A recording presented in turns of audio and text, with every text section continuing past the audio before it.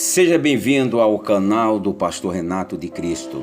Se você está nos visitando pela primeira vez, deixe o seu like, faça um comentário e, se possível, faça a sua inscrição no canal, nos ajudando assim a fazermos a obra de Deus.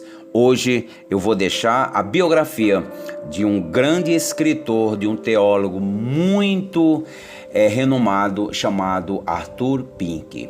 Arthur Pink nasceu em Nottingham, Inglaterra, no dia 1º de abril de 1886 e faleceu em 15 de julho de 1952. Filho de um comerciante de milho, um devoto não conformista de denominação incerta, embora provavelmente um congregacionalista. Quando jovem, Pink ingressou na Sociedade Teosófica, um grupo gnóstico ocultista na Inglaterra contemporânea, e aparentemente ganhou destaque suficiente dentro de suas fileiras que Anne Besant, sua chefe, se ofereceu para admiti-lo em seu círculo de liderança. Em 1908, ele renunciou à teosofia para ingressar no cristianismo evangélico. Desejando se tornar um ministro, mas não querendo frequentar uma faculdade teológica liberal na Inglaterra, Pink estudou muito brevemente no Moody Bible Institute em Chicago em 1910, antes de assumir o pastorado da Igreja Congregacional em Silverton, Colorado. Em 1912, Pink deixou Silverton, provavelmente para a Califórnia, e então assumiu um pastorado conjunto de igrejas na zona rural de Burkesville e Albany, Kentucky. Em 1916, casou-se com Vera Russell, que havia sido criada em Bowling Green, Kentucky, e o próximo pastorado de Pink foi na Igreja Batista de Scottsville, Kentucky. Em seguida, os recém-casados se mudaram em 1917 para Spartanburg, Carolina do Sul, onde Pink se tornou pastor da Northside Baptist Church. A essa altura, Pink havia se familiarizado com proeminentes fundamentalistas dispensacionalistas como Henry Ironside e Arnold Gambler, e seus dois primeiros livros, publicados em 1917 e 1918, estavam de acordo com essa posição teológica. No entanto, os pontos de vista de Pink estavam mudando, e durante esses anos ele também escreveu a primeira edição de Sovereignty of God, que argumentava que Deus não amava os pecadores que não haviam sido predestinados para a salvação e que ele havia deliberadamente criado para a condenação aqueles que não aceitaram a Cristo. Seja por causa de seus pontos de vista calvinistas, sua estudiosa quase incrível, sua saúde debilitada ou sua falta de sociabilidade, Pink deixou Spartanburg em 1919 acreditando que Deus faria que eu me dedicasse à escrita. Mas Pink então parece ter ensinado a Bíblia com algum sucesso na Califórnia para um evangelista de tenda chamado Thompson, enquanto continuava seu intenso estudo dos escritos puritanos. Em janeiro de 1922, Pink publicou o primeiro estudo das Escrituras, que no final do ano seguinte tinha cerca de 1000 assinantes e que ocuparia a maior parte de seu tempo pelo resto de sua vida e se tornaria a fonte de dezenas de livros, alguns arranjados a partir de artigos de estudos após sua morte.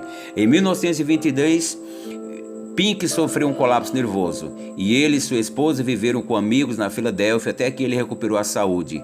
Em 1925, os Pinks embarcaram para Sydney, Austrália, onde serviu como evangelista e professor da Bíblia no Ashfield Tabernacle. Mas sua pregação em política de doutrina calvinista resultou em uma resolução unânime do Fraterno Batista de Nova Gales do Sul de não endossá-lo. De 1926 a 1928, Pink serviu como pastor de 2 grupos de batistas estritos e particulares. Voltando à Inglaterra, Pink foi convidado a pregar em uma igreja sem pastor em Seaton, Devon, mas, embora tenha sido bem recebido por alguns membros, os supervisores pensaram que sua posse como pastor dividiria a igreja. Na primavera de 1929, Pink e sua esposa retornaram ao seu estado natal, Kentucky, onde ele pretendia se tornar pastor da igreja batista em Morton's Gap. Mais uma vez, suas esperanças não foram realizadas. Para um amigo, ele escreveu: "Estou mais firmemente convencido hoje do que há 14 meses de que nosso lugar é fora do campo. Esse é o lugar da censura, da solidão e do teste. Em 1930, Pink conseguiu iniciar um curso bíblico em Glendale, Califórnia, enquanto também recusava a oportunidade de falar em algumas igrejas fundamentalistas. No ano seguinte, os Pinks alugaram uma casa de madeira sem pintura em Union Country, em Pensilvânia, onde um pequeno grupo se reuniu. Então, em 1933, eles se mudaram para York, Pensilvânia. Pink decidiu que se seu ministério fosse realmente escrito, ele poderia fazer isso também na Inglaterra. Em setembro de 1934, ele e sua esposa se mudaram para Cheltenham, perto de agentes honorários de estudos das escrituras. Pink parece ter finalmente dado lugar ao desespero. A um amigo ele escreveu que aqueles de meus amigos que gostariam muito de me ajudar são impotentes para fazê-lo, enquanto aqueles que poderiam não o farão. Em poucos anos, no máximo, será tarde demais. Nos últimos 7 anos está reagindo tanto em minha constituição física e mental, que em breve estarei incapacitado, mesmo que as portas se abram para mim. No entanto, não vejo nada além de tentar buscar a graça para me curvar ao soberano prazer e dizer: não a minha vontade, mas seja feita a tua. Em 1933, os Pinks mudaram-se para Hove, na costa sul, perto de Brighton. Após a morte de seu pai em 1933, Pink recebeu o suficiente da propriedade para permitir que ele e sua esposa vivessem de forma muito simples, sem preocupações financeiras. E entre 1936 até sua morte, em 1952, Pink dedicou-se totalmente aos estudos das Escrituras.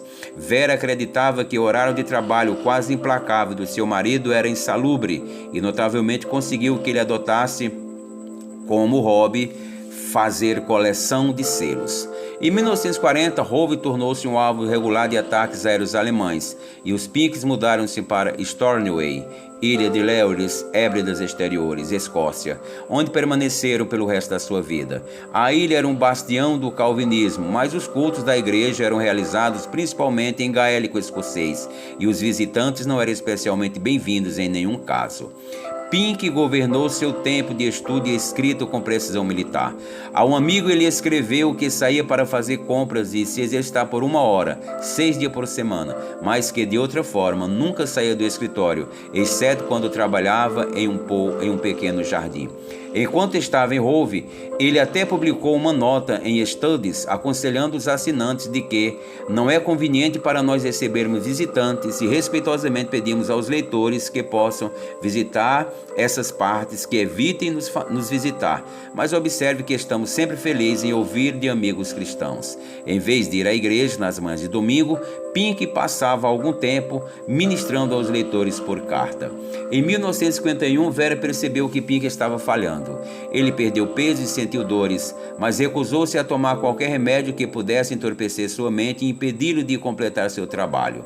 Ele morreu em 15 de julho de 1952. Suas últimas palavras foram: as escrituras se explicam. Pink deixou material escrito suficiente para permitir a publicação de estudos até dezembro de 1953. Vera Pink sobreviveu ao marido por 10 anos e depois de sua morte fez novos amigos e se misturou mais livremente com os outros. Teologicamente, Pink foi rejeitado durante sua vida por causa de sua posição ao arminianismo, mas após sua morte houve uma grande mudança de opinião evangélica em direção à teologia calvinista. Em 1982, a Barker Book House publicou 22 livros de Pink e vendeu 350 mil cópias no total. No entanto, foi a soberania de Deus de Pink que fez mais do que qualquer outra em redirecionar o pensamento de uma geração mais jovem. Depois que Banner of Truth Trust o republicou em 1961, modificando para remover o suposto hipercalvinismo de Pink, o livro vendeu 170 mil cópias. Essa é a história de Arthur Pink. Se você gostou, deixe um like, faça um comentário, se inscreva no canal e nós estamos aqui para fazer a obra do Senhor. Que Deus abençoe abundantemente a tua vida no nome de Jesus. Amém e graças a Deus.